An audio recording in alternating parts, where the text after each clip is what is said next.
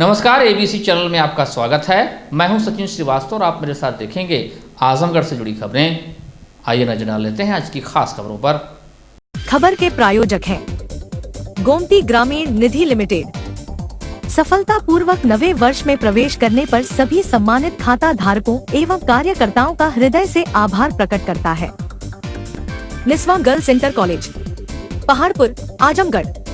Admission open classes nursery to 11। IIT और NEET की तैयारी और लाइफस्टाइल फर्नीचर बेलानाडी, आजमगढ़। विधान परिषद में नेता प्रतिपक्ष बनाए जाने के बाद MLC लाल बिहारी यादव के प्रथम जनपद आगमन पर समाजवादी पार्टी ने जिला मुख्यालय स्थित नेहरू हॉल में भव्य स्वागत समारोह का आयोजन किया। इस दौरान मीडिया से बातचीत करते हुए MLC लाल बिहारी यादव ने कहा कि वह सदन में जनता की सारी समस्याओं को लेकर संघर्ष करेंगे, चाहे बिजली का सवाल हो या फिर नहर में पानी का सवाल। बढ़ती महंगाई, भ्रष्टाचार और शिक्षा का गिरते स्तर को लेकर विधान परिषद के अंदर संघर्ष किया जाएगा। उन्होंने दावा किया कि 10 विधानसभा के हो रहे उपचुनाव में समाजवादी पार्टी सभी सीटों पर जीत दर्ज करेगी। कहा कि उत्तर प्रदेश की जनता ने लोकसभा के चुनाव में जनादेश दे दिया है कि अखिलेश यादव जी ही प्रदेश के अगले मुखिया होंगे, इसलिए उपचुनाव में जीत सुनिश्चित है। उन्होंने अयोध्या में 12 साल की नाबालिग के साथ रेप के आरोपी सपा नेता मोहित खान का बचाव करते हुए कहा कि सपा का नेता का नाम लेना बहुत आसान है। जब कोई माइनॉरिटी का व्यक्ति होता है तो उसका नाम सपा से जोड़ दिया जाता है। सरकार बता दे कि वह सपा के किस पद पर रहा है, जबकि हम बता देंगे कि BHU में लड़की के साथ रेप कांड में बीजेपी के 3 नेता शामिल थे। कहा कि भाजपा अपने लोगों को नहीं देखती है। दूसरा, अगर माइनॉरिटी है तो उसे समाजवादी पार्टी से जोड़ दिया जाता है। सपा MLC ने राष्ट्रीय अध्यक्ष अखिलेश यादव की तरह अयोध्या रेप कांड में आरोपी का DNA टेस्ट कराए जाने की मांग की। कहा कि अगर DNA टेस्ट करा दिया जाए तो दूध का दूध, पानी का पानी हो जाएगा। उससे क्लियर हो जाएगा कि अपराध किसने किया है। अगस्त के अंतिम सप्ताह में एक बार फिर से होने वाली पुलिस भर्ती परीक्षा को सपा नेता ने सरकार के लिए अग्नि परीक्षा बताया। कहा कि क्या इस बार पेपर लीक नहीं होगा? अगर पेपर लीक नहीं होगा तो माना जाएगा कि सरकार जो पेपर लीक करा रही थी वह इस बार नहीं कराएगी और बच्चों के भविष्य को लेकर सरकार चिंतित है। अब तो यह रिजल्ट बताया कि परीक्षा सकुशल हुई है या नहीं। कहा कि हमारे नौजवान जो सड़कों पर घूम रहे हैं उनको सरकारी नौकरी में जगह मिल जाए, ऐसा हम लोग चाहते हैं। जनता की सारी समस्याओं को लेकर के हम संघर्ष करेंगे, चाहे बिजली का सवाल हो, चाहे नहर में पानी का सवाल हो, चाहे महंगाई का सवाल हो, चाहे भ्रष्टाचार का सवाल हो, चाहे शिक्षा का गिरता हुआ स्तर का सवाल हो। इन सारे सवालों को लेकर के जो है मैं विधान परिषद के अंदर जो है संघर्ष करूंगा। विधानसभा चुनाव आने वाला है और 10 सीटें आपकी पार्टी ने जीता था। किस तरह से इस बार समीकरण रहेगा कि आप ये जो 10 का चुनाव होने जा रहा है, ये 10 की 10 सीटें जो है समाजवादी पार्टी चुनाव जीतने जा रही है और उत्तर प्रदेश की जनता ने पार्लियामेंट के चुनाव में जनादेश दे दिया है कि माननीय अखिलेश यादव जी यही से प्रदेश के मुखिया होंगे। इस चीज़ का संदेश जो है उत्तर प्रदेश की जनता ने दे दिया है। इसलिए अब कोई जो है इफ बट की बात नहीं है कि 10 में हम कई सीट जीतेंगे, 10 की 10 सीटों को। अयोध्या कांड में लेके 12 साल की बच्ची के रेप हुआ, उसमें सपा नेता का नाम आया, सरकार ने बुलडोजर की कार्रवाई की है। इसको लेकर आप कार्रवाई कितना सही मानते हैं? देखिए, सपा नेता का नाम ले लेना बहुत आसान है। जब कोई माइनॉरिटी का व्यक्ति होता है तो उसका नाम सपा से जोड़ दिया जाता है माननीय मंत्री जी, और वह यह बता दे वो कि वह समाजवादी पार्टी के किस पद पर रहा है। और हम बता देंगे कि जो 3 इनके नेता BHU में जो है लड़की के साथ जो है बलात्कार किए, वह 3 इनके भारतीय जनता पार्टी के जो है नेता थे। तो अपने को तो नहीं देख रहे हैं, और दूसरा अगर माइनॉरिटी का है तो उसको जो है समाजवादी पार्टी से जोड़ दे रहे हैं। सरकार ने अब डीएनए टेस्ट कराने का फैसला लिया है। अब लड़की का डीएनए टेस्ट सैंपल लिया गया है, उसको आप किस तरह से मानते हैं? वो की जीत है? नहीं, देखिए डीएनए टेस्ट अगर करा दिया जाए तो दूध का दूध, पानी का पानी हो जाएगा। उससे क्लियर हो जाएगा कि अपराध किसने किया है, जिसको माननीय राष्ट्रीय अध्यक्ष जी ने भी कहा है और हम लोग भी इसको स्वीकार करते हैं। सरकार को फिर से एग्जाम होने जा रहा है, सरकार क्या निष्पक्ष कराएंगे और अभ्यर्थियों को सारी सुविधाएं निःशुल्क देने जा रहे हैं। क्या लग रहा है सरकार इस बार करा लेगी परीक्षाओं को? यह सरकार की अग्नि परीक्षा होने जा रही है कि क्या इस बार पेपर लीक आउट नहीं होंगे। तो ये माना जाएगा कि लीक नहीं होगा तो सरकार जो है लीक जो करा रही थी वह नहीं कराएगी, और बच्चों का जो है भविष्य जो है के विषय में सरकार चिंतित है। अब तो यह रिजल्ट बताएगा कि परीक्षा बीत जाए और सकुशल परीक्षा बीत जाए। हमारे नौजवान जो सड़कों पर घूम रहे हैं उनको नौकरी, सरकारी नौकरियों में जगह मिल जाए, ऐसा हम लोग चाहते हैं। हम लोग 100% जो है अपने कर्मों पर विश्वास करते हुए और अपनी नीतियों पर विश्वास करते हुए जो है हम लोग जो है 100% आश्वस्त हैं कि यह हमारा जो है 10 सीट जो है हमारी जो है वह जीतेगी, उसमें कहीं कोई वट नहीं है। आजमगढ़ के कप्तानगंज थाना क्षेत्र के भितहरा गांव में मंगलवार की सुबह संदिग्ध परिस्थितियों में विवाहिता का दुपट्टे के सहारे शव लटकता हुआ पाया गया। घटना की सूचना मिलते ही मायके में कोहराम मच गया। मायके वालों ने दहेज के लिए उत्पीड़न करने का आरोप लगाया है। मौके पर पहुंची पुलिस ने शव को कब्जे में लेकर पोस्टमार्टम के लिए भेज दिया। गंभीरपुर थाना क्षेत्र के मई खरगपुर गांव निवासी अंकित राय ने वर्ष 8 दिसंबर 2022 में अपनी बहन 24 वर्षीय दीक्षा राय की शादी कप्तानगंज थाना क्षेत्र के भितहरा गांव निवासी शुभम राय से की थी। शुभम राय के माता पिता की पहले ही से मौत हो चुकी है। परिवार में उनके चाचा प्रभात राय और चाची किरण देवी ही घर के मुखिया है। चाचा चाची ने ही शुभम राय की शादी भी करवाई थी। मृतका के भाई अंकित राय ने आरोप लगाते हुए बताया कि बहन की शादी में उनकी मांग के मुताबिक सारा सामान और नगद रुपए दिए थे। शादी के कुछ दिन तक तो सब कुछ अच्छे से बीत रहा था, लेकिन उसके कुछ ही दिन बाद उसके पति चाचा चाची से 4 पहिया गाड़ी की मांग करने लगा, जिसको लेकर दीक्षा को आए दिन तरह से प्रताड़ित करते थे। प्रताड़ना से तंग आकर दीक्षा किराए के मकान में रहने लगी। 20 दिन पूर्व उसका पति शुभम राय कुवैत कमाने के लिए चला गया। उससे पहले उसने दीक्षा को अपने चाचा चाची के यहाँ उसके ससुराल छोड़ गया। 2 दिन पूर्व दीक्षा ने परिवार वालों से अपनी आपबीती बताई तो परिवार के लोग भी परेशान हो गए। दोपहर को उसके चचिया सास ससुर ने फोन कर बताया कि उसकी तबीयत खराब है। मौके पर पहुंचे तो देखा कि दीक्षा का कमरे में दुपट्टे के सहारे शव लटक रहा है। मौत की खबर सुनते ही परिजनों का रो रो कर बुरा हाल है। मृतका 8 माह की बच्ची की मां थी। कप्तानगंज थाना में मृतका के भाई की तहरीर पर चचिया सास किरण और ससुर प्रभात राय के खिलाफ दहेज उत्पीड़न का मुकदमा दर्ज कर बुधवार को शव का पोस्टमार्टम कराया गया। हमारी भतीजी थी दीक्षा राय, ग्राम भितहरा, थाना कप्तानगंज। दहेज उत्पीड़न 8 दिसंबर 2022, भितहरा, थाना कप्तानगंज। हमको सूचना मिली दिन में 12 बजे मंगलवार को कि कुछ विवाद हुआ है। वह दरवाज़ा बंद करके अंदर चली गई है और बुलाने पे दरवाज़ा खोल नहीं रही है। इसके बाद फिर लड़की के बड़े भाई हैं सूरज राय, इनको हमने कहा कि जाइए देखिए क्या कंडीशन है। तो ये आए, अपना देखे, दरवाज़ा बंद मिला। दरवाजे को खोला गया, तोड़ा गया, मतलब वो फंदे से लटकी मिली। दुपट्टे के सहारे। क्या लग रहा है आप लोग क्या होगा?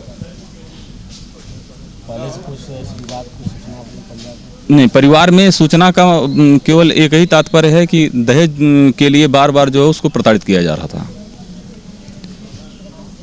शादी के दिन से क्या 27 नवंबर को तिलक थी, 27 नवंबर से लगाकर कल के डेट तक यही कहानियाँ चलती रहीं। 27 नवंबर 2022 को तिलक थी, 8 दिसंबर 2022 को उसकी शादी हुई, तब से लगाकर आज तक यही कहानी चलती रही। क्योंकि दामाद जी कुवैत 2 हफ्ते पहले चले गए। जब तक वो थे तो एक किराए के मकान पर जो है आजमगढ़ में परिवार को लेकर रहते थे। वो बाहर चले गए तो फिर घर छोड़कर गए। जो घर के उनके गार्जियन हैं, उनके चाचा और चाची, उन लोगों द्वारा बार बार जब तक वो थे तो उतना दबाव लोग बना नहीं पा रहे थे। उनके जाने के बाद काफ़ी प्रताड़ित किया, आत्महत्या के लिए उनको प्रेरित किया गया। क्या लग रहा है, क्या चाहते हैं आप लोग? हम लोग न्याय चाहते हैं कि आइंदा जो हमारी बच्ची के साथ हुआ है किसी और के साथ ना हो। FIR उनके घर के जो मालिक हैं, उनके चाचा और चाची, प्रभात राय उर्फ सोनू, किरण राय पत्नी प्रभात राय। हाँ, आत्महत्या के लिए उकसाना, दहेज उत्पीड़न। बुधवार को नाबार्ड के तत्वाधान में नेशनल हैंडलूम डे के अवसर पर मुबारकपुर कस्बे में आयोजित कार्यक्रम का शुभारंभ जिलाधिकारी विशाल भारद्वाज ने दीप प्रज्वलित कर किया। जिलाधिकारी ने मुबारकपुर में हो रहे इस कार्यक्रम पर अपनी प्रसन्नता व्यक्त किया। उन्होंने कहा कि ऐसे कार्यक्रमों से यहाँ के बने वस्त्रों को पूरी दुनिया में पहुँचाने में मदद मिलेगी। इसी के साथ ही जिलाधिकारी ने हथकरघा दिवस के अवसर पर बुनाई कारोबार के विकास पर अपना सुझाव दिया एवं बुनकरों की समस्याओं पर चर्चा भी किया। उन्होंने बुनकरों को संबोधित करते हुए कहा कि मुबारकपुर की पहचान विश्व पटल पर बुनाई से है। इस पहचान को और बढ़ाने के लिए प्रयास किया जा रहा है। सरकारी और गैर सरकारी संस्थाओं के माध्यम से बुनकरों के बदहाली को दूर करने के लिए ODOP में चिन्हित किया गया है। मुबारकपुर की तैयार की गई रेशमी साड़ियों को विश्व पटल पर बनारसी साड़ी के नाम से जाना जाता है। कम लोग जानते हैं कि बनारसी साड़ी मुबारकपुर में बुनी जाती है। उन्होंने यह भी कहा कि मुबारकपुर नगर सहित आसपास के 2 लाख परिवार हथकरघा से जुड़े हुए हैं। यह कारोबार बढ़ेगा तो जुड़े हुए परिवार को लाभ मिलेगा। बुनकरों ने स्टॉल लगाकर उनके द्वारा तैयार की गई साड़ियों की डिजाइन व फैशन की प्रदर्शनी भी लगाई गई। इफ्तिखार अहमद मुनीम ने जिलाधिकारी से मांग किया कि बुनकरों का प्रशिक्षण मुबारकपुर में बुनकर विपणन केंद्र पर होना चाहिए, जिस पर जिलाधिकारी ने कहा कि आगे प्रशिक्षण यहीं पर कराया जाएगा। इस कार्यक्रम में नाबार्ड उत्तर प्रदेश रीजनल कार्यालय की उप महाप्रबंधक नंदिनी घोष ने नए तरह के वस्त्र बनाने पर जोर दिया। उन्होंने कहा कि हम सिर्फ साड़ी बनाकर इस उद्योग को आगे नहीं बढ़ा सकते। लखनऊ से आई हैंडलूम मार्केटिंग और बुनाई की विशेष अनुभव रखने वाली माधवी कुकरेजा ने महिला बुनकरों से आगे आने का आह्वान किया। उन्होंने कहा कि महिला बुनकर ही इस व्यवसाय को नई ऊंचाइयों पर पहुंचा सकती हैं। लखनऊ से आई वस्त्र विशेषज्ञ नगमा ने कहा कि हमें सोशल मीडिया का प्रयोग करके अपने व्यवसाय को आगे बढ़ाना चाहिए। इस समारोह में एक आकर्षक फैशन शो का भी आयोजन हुआ, जिसमें मॉडल्स ने हैंडलूम के बने वस्त्रों का प्रदर्शन किया। इस मौके पर पूर्व IPS विभूति नारायण राय भी उपस्थित थे। कार्यक्रम में अतिथियों का स्वागत नाबार्ड के जिला विकास प्रबंधक आरिफ खान ने किया। उपस्थित लोगों का धन्यवाद ज्ञापन SRSP की निदेशक हिना देसाई ने किया।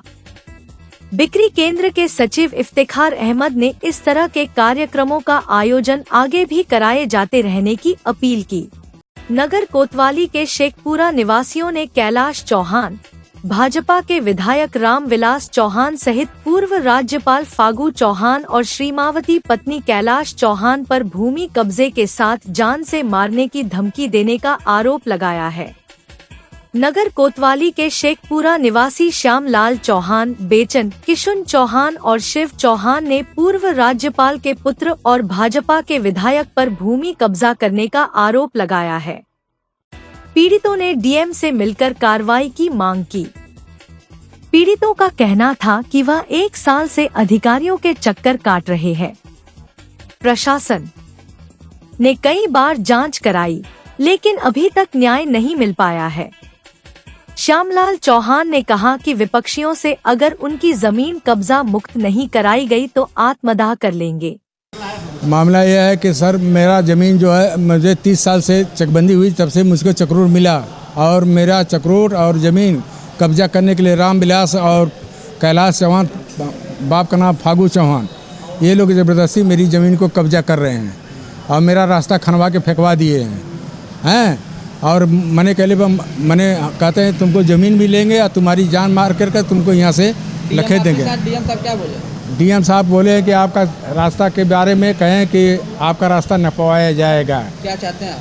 मुझे रास्ता चाहिए और मेरी रास्ता खन के फेंक दिए हैं, कुछ नहीं।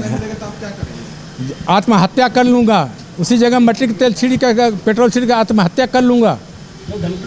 हाँ, धमकी देते हैं, हम जान मारने की धमकी दे रहे हैं। कहते हैं कि अगर इस तरह नहीं करोगे तो तुमको जान से मार करके और ज़मीन ले लूँगा, कब्जा कर लूँगा। थाने में शिकायत किया? बिल्कुल साहब, थाने पर शिकायत किया, कमिश्नर किया, थाने किया, डीएम साहब के तीसरी बार आया हूँ। हाँ, कोई सुनवाई नहीं है। क्या नाम है? रमेश यादव, शेखपुरा। क्या मामला है आपका? मामला मेरा है 4 बिस्सा एग्रीमेंट, आज जो है कि आज 18.5 बिस्सा एग्रीमेंट ने करा दिया। आज जो है मेरे बाप जो है कि कम सुनने वाले, आज जो है कि ये जो है बिलास जो है फागू चौहान का लड़का बिलास, वो ने धमकी दे रहा है कि मैं मरवा दूंगा, ये करवा दूंगा, नहीं तो तुम बैनामा कर दो। हाँ, क्या चाहते हैं आप? मैं ये चाह रहा हूँ, मैं न बैनामा करूंगा न उसको दूंगा।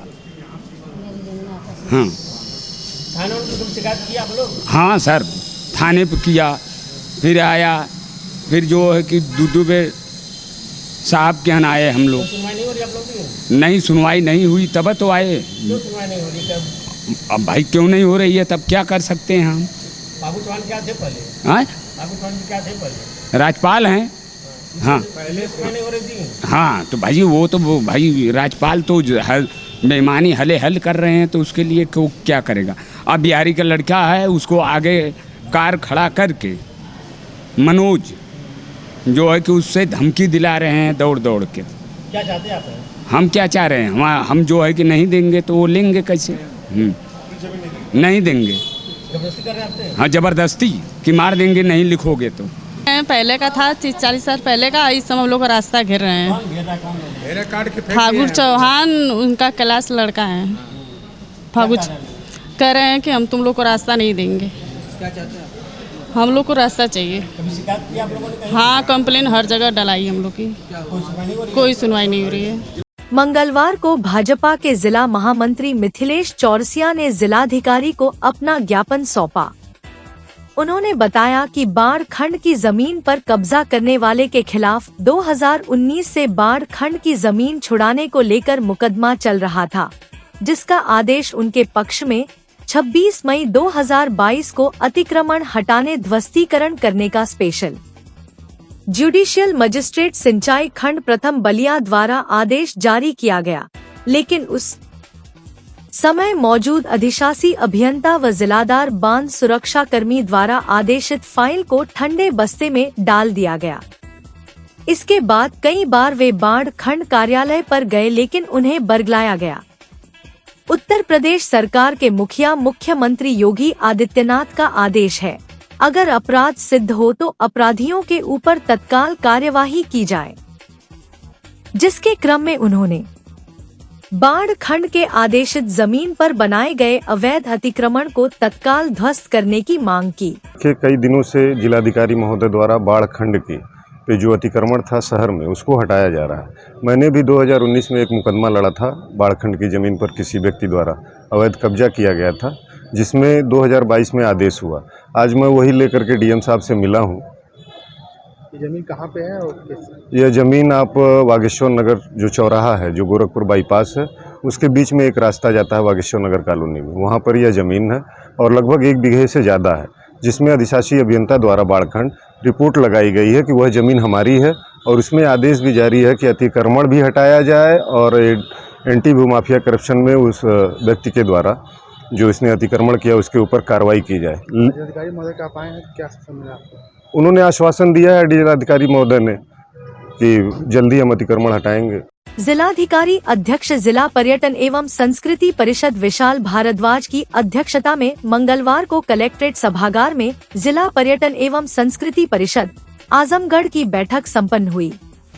जिला पर्यटन सूचना अधिकारी सचिव जिला पर्यटन एवं संस्कृति परिषद द्वारा हरिऔध कला केंद्र में परिषद कार्यालय की स्थापना कराए जाने एवं नियमित कार्यालय का संचालन कराने हेतु जिलाधिकारी के प्रति आभार व्यक्त करते हुए बैठक की कार्यवाही प्रारंभ की गई। जिलाधिकारी ने जिला पर्यटन एवं संस्कृति परिषद के लोगो एवं पर्यटन को नई गति प्रदान करने के उद्देश्य से जिले के पर्यटन स्थलों, प्राकृतिक, पौराणिक, सांस्कृतिक व ऐतिहासिक धरोहरों तथा अल्प ज्ञात परंतु अत्यधिक संभावना युक्त पर्यटन स्थलों के प्रचार प्रसार के संबंध में प्रभावी कार्यवाही हेतु निर्देशित किया। मुख्य कोषाधिकारी कोषाध्यक्ष द्वारा बताया गया कि कुल सचिव भातखंडे संस्कृति विश्वविद्यालय लखनऊ के प्रस्ताव पर भातखंडे संस्कृति विश्वविद्यालय एवं हरिहरपुर घराना संगीत संस्थान आजमगढ़ के साथ MOU करके ग्राम हरिहरपुर में 3 दिवसीय कजरी महोत्सव के आयोजन हेतु शासन द्वारा ₹1 करोड़ प्रशासकीय एवं वित्तीय स्वीकृति प्रदान की गई है। जिलाधिकारी द्वारा निर्देशित किया गया कि हरिहरपुर कजरी महोत्सव 2024 का कार्यक्रम भातखंडे संस्कृति विश्वविद्यालय लखनऊ द्वारा संपन्न कराए जाने में अपेक्षित सहयोग जिला प्रशासन द्वारा प्रदान किया जाए तथा माह सितंबर 2024 में आजमगढ़ महोत्सव आयोजित करने हेतु शासन को प्रस्ताव प्रेषित किया जाए। साथ ही उत्तर प्रदेश पर्यटन विभाग द्वारा मेघनगर महोत्सव के लिए उपलब्ध कराई गई धनराशि से मेघनगर महोत्सव 2024 आयोजित कराने हेतु कार्य योजना प्रस्तुत की जाए। हरिऔध कला केंद्र के ऑडिटोरियम का किराया बढ़ाए जाने हेतु प्रस्तुत प्रस्ताव पर विचार करने के उपरांत निर्णय लिया गया है कि 4 घंटे के लिए बुकिंग का किराया 13,800 रुपए यथावत रहेगा तथा 8 घंटे बुकिंग के लिए किराया निर्धारित करने हेतु प्रस्ताव दिया जाए और LED स्क्रीन लगने के बाद उसका किराया अलग से निर्धारित कराया जाए। जनपद में पर्यटन विभाग की 10 क्रियाशील संचालित परियोजनाओं पर चल रहे कार्य की अद्यतन स्थिति संतोषजनक न पाए जाने पर जिलाधिकारी द्वारा अप्रसन्नता व्यक्त की गई और कार्यदायी संस्था उत्तर प्रदेश राज्य पर्यटन विकास निगम लिमिटेड के अपर परियोजना प्रबंधक को निर्देशित करते हुए परियोजना के कार्य को ससमय गुणवत्ता पूर्वक पूर्ण किए जाने के निर्देश दिया गया। वित्तीय वर्ष 2024-25 में 4 प्रकार के पर्यटन ऐतिहासिक दृष्टिकोण से, धार्मिक सांस्कृतिक दृष्टिकोण से, इको पर्यटन की दृष्टिकोण से तथा एग्रो इको पर्यटन के दृष्टिकोण से पर्यटन विकास के लिए लगभग 10 एकड़ भूमि पुनर्ग्रहण कराने, शासकीय निष्प्रयोग भूमि भवन की उपलब्धता एवं जिन जनपदों में पर्यटन विभाग के कार्यालय नहीं है वहां कार्यालय संबंधित पर्यटन अधिकारी के आवास के निर्माण के लिए 500 वर्ग मीटर से 1000 मीटर वर्ग भूमि का प्रस्ताव उपलब्ध कराए जाने की मांग पर मुख्य राजस्व अधिकारी से नियमानुसार आवश्यक कार्यवाही कराने के लिए निर्देशित किया गया। इस अवसर पर मुख्य विकास अधिकारी परीक्षित खटाना, अपर जिलाधिकारी वित्त राजस्व आजाद भगत सिंह, मुख्य कोषाधिकारी अनुराग कुमार श्रीवास्तव, क्षेत्राधिकारी नगर, जिला पंचायत राज अधिकारी, जिला वनाधिकारी, उपायुक्त उद्योग एवं अन्य जनपद स्तरीय अधिकारी उपस्थित रहे। गैर इरादतन हत्या के मुकदमे में सुनवाई पूरी करने के बाद अदालत ने 2 आरोपियों को 6 वर्ष के कठोर कारावास तथा 3,000 रुपए अर्थदंड की सजा सुनाई। यह फैसला जिला एवं सत्र न्यायाधीश संजीव शुक्ला ने बुधवार को सुनाया। अभियोजन पक्ष के अनुसार दीदारगंज थाना क्षेत्र के गांव इमादपुर में 21 फरवरी 2015 की वादी मुकदमा कंता राजभर अपनी बहू जड़ौता देवी के साथ गांव में ही सैयद बाबा के स्थान पर गए थे। वहीं पर उपले रखने के विवाद में गांव के ही शांति देवी, संगीता उर्फ अनीता और 2 नाबालिग किशोरियों ने जड़ौता को पीटना शुरू कर दिया।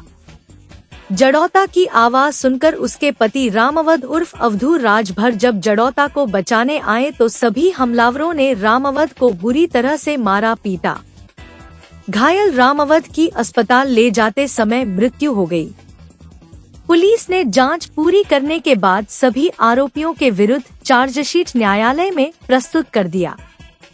2 नाबालिग किशोरियों की पत्रावली किशोर न्याय बोर्ड भेज दी गई। अभियोजन पक्ष की तरफ से जिला शासकीय अधिवक्ता प्रियदर्शी पीयूष त्रिपाठी, सहायक शासकीय अधिवक्ता आनंद सिंह और शिवाश्रय राय ने कुल 11 गवाहों को न्यायालय में परीक्षित कराया। दोनों पक्षों की दलीलों को सुनने के बाद अदालत ने आरोपी शांति देवी तथा संगीता उर्फ अनीता को 6 वर्ष के कठोर कारावास तथा 3,000 रुपए अर्थदंड की सजा सुनाई।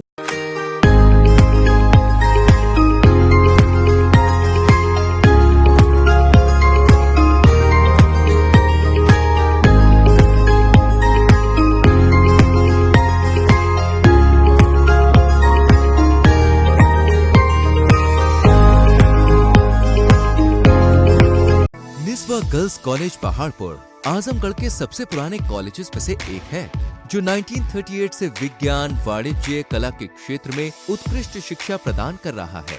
इसने कक्षा 9वीं से 12वीं तक IIT और नीट की तैयारी के लिए ग्रेविटी इंस्टीट्यूट लखनऊ के साथ इंटीग्रेटेड कक्षाएं भी शुरू की हैं। कक्षा नर्सरी से 11वीं तक प्रवेश खुला है। उच्च अनुभव वाले शिक्षकों के साथ उत्कृष्ट शिक्षण पद्धति, पूर्ण सुसज्जित कंप्यूटर लैब, पुस्तकालय और विज्ञान प्रयोगशाला, 24/7 CCTV निगरानी, पावर बैकअप। न्यू एडमिशंस के लिए फॉर्म और प्रोस्पेक्टस अवेलेबल है, तो जल्दी करें। Lifestyle furniture, Belnadi, Azamgarh. सभी प्रकार के फर्नीचर एवं इलेक्ट्रॉनिक सामानों की भरपूर रेंज उपलब्ध। हमारे यहाँ EMI की सुविधा 0% ब्याज पर उपलब्ध। इलेक्ट्रॉनिक सामानों में LED TV, refrigerator, washing machine, air conditioner, air cooler, deep freezer, water cooler, mixer juicer, iron, fan, induction, battery, inverter, electric geyser, gas geyser, आटा चक्की इत्यादि। फर्नीचर के सामानों में बेड, गद्दा, सिंगारदान, अलमीरा, sofa, table, chair, rack, stool, संदीली, सीढ़ी, डाइनिंग टेबल, झूला आदि। शादी विवाह की हो तैयारी या ऑफिस और घर के लिए सामानों की करनी हो खरीदारी, पहुँचिए लाइफस्टाइल फर्नीचर, बेलनाडी, आजमगढ़।